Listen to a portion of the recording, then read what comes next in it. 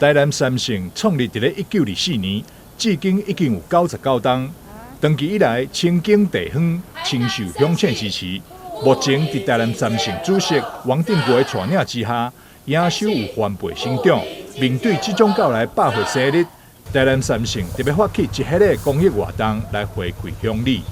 三圣长久以来都接受台南乡亲的帮助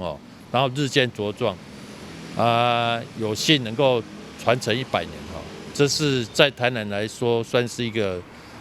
蛮有历史的金融机构那我们希望延续这个美好的传统，继续发扬下去那我们借由这次的活动，就是做牧拟的一些进阶的活动来回馈给乡亲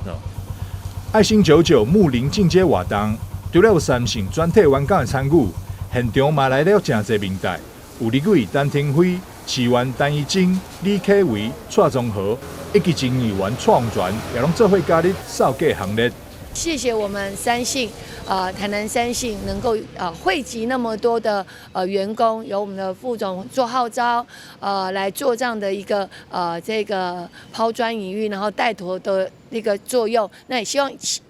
过去大家都是去海滩净滩，但是他们别出心格，来到我们的街区。谢谢我们台南三信柯副总率领所有的员工发起这么有意义的活动那也很多议员朋友还有挺非委员大家一起来参与那我们希望说大家一起共襄盛举让我们的城市更美好更干净。我们这样子一起来共襄盛举也呼吁享誉这样子城市街景街道这样共同我们来重视打扫。这天是府中商圈，府中商圈就刚好经历了5天的连假活动，所以非常多的人潮。那我相信有人潮一定带来很多的观光，那可能也会有伴随一些可能小垃圾。那真的很感谢我们的台南三信发挥了社会企业关怀的责任。我之前我也带领志工队在公园